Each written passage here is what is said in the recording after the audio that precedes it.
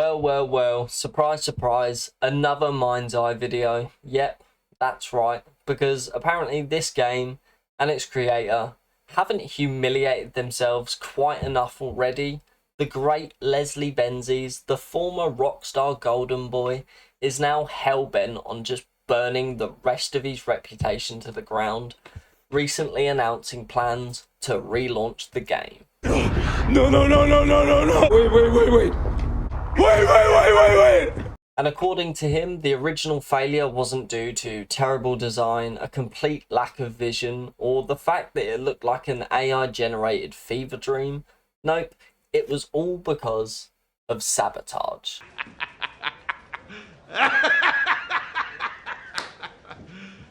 You serious? Both internal and external forces, apparently. You've just got to love that classic move. Don't say I didn't see it coming in my last video. I definitely didn't say that this would happen.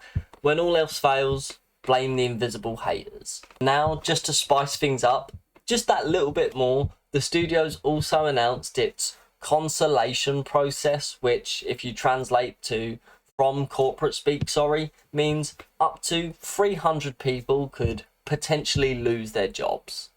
300 people.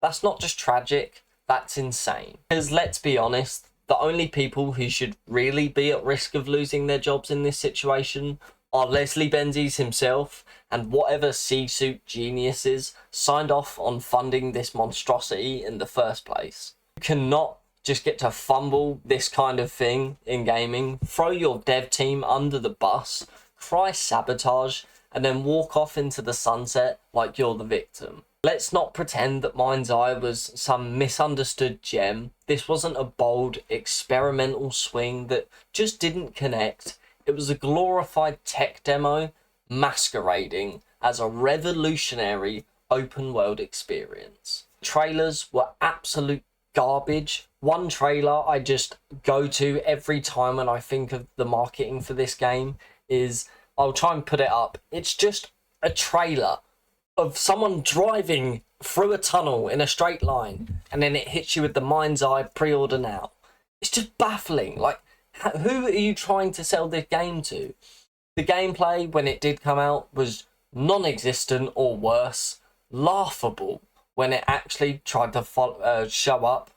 It was just trying to be this weird cosplay blend of Cyberpunk 2077, Watch Dogs and GTA, just all at once, but somehow delivered absolutely none of what made those games so fucking remotely interesting. It had all the signs of a game made by people who hadn't actually played a game in the last 10 years, but still thought the words cinematic and blockchain were all you need to sell a product. And the worst part, it had Leslie Benzies' name stamped all over it. The same guy who helped build GTA 5, one of the best-selling, most polished open-world games of all time. So you'd think that this guy actually knows what good game design looks like. Instead, we got buzzwords, bad lighting, rubbery NPC animations, and a tone so self-serious, it felt like the game was just embarrassed to be a game. And now, instead of just taking the L and moving on, this guy has the audacity to sit there and say we were sabotaged. Like this was some huge inside job to take down greatness. Bro, you were not sabotaged. You sabotaged yourself. Promising fixes, more transparency, better performances, just all the usual buzzwords you hear right before a game concords itself, but without the actual talent, roadmap or community goodwill to pull it off. Let's be honest, this isn't about saving Mindseye anymore. This is about saving face, saving reputation.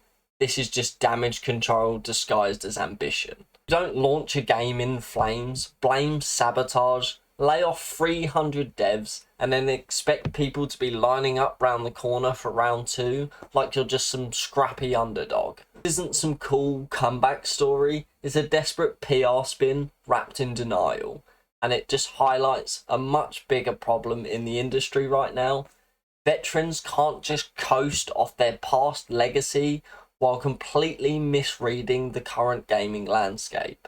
Benzies helped shape GTA 5 over a decade ago. That's massive, but at some point that legacy becomes a crutch. You can't keep pointing to past wins while actively fumbling the ball in present day. You can't just ride the wave of I made something good once forever, especially not in an industry that evolves faster than you can say metaverse. Mindseye is just a perfect example of what happens when a big name forgets that respect isn't inherited, it's earned game by game. And here's what really pisses me off. At the end of all this, after the promises, the bad trailers, the wasted hype, and the absolutely miserable launch, and now a sham of a relaunch, who pays the price of all of this? Not Leslie Benzies, not the fucking executives who greenlit this Frankenstein of a game, not the marketing team that led us to believe we were going on to some revolutionary shit. No, it's the developers, the fucking artists, the animators, all the QA testers, people who poured months, maybe years of their lives into a product that was just doomed from the beginning, made by decisions way above their pay grade. Those are the ones that are being told their jobs are at risk, told to clean out their desks because someone higher up wanted to chase headlines instead of make an actual game. But that's just the cycle. Big names fail upwards, studios gut their teams, and the ones actually doing the work, the people who deserve better, get tossed aside like they were the problem. It's exhausting, honestly. It's depressing. It's just way too common, even with all the Microsoft stuff that happened recently. But if Mindseye relaunches and you start seeing the usual hype cycle spin back round, just remember, this wasn't some bold artistic failure. It was a vanity project built on ego, fueled by delusion, and paid for by the people who least afford to lose. And quite frankly, no relaunch can fix that. Anyway, I just wanted to talk about that for a bit. If you enjoyed the video, leave a like, comment, subscribe, and I'll catch you all in the next one.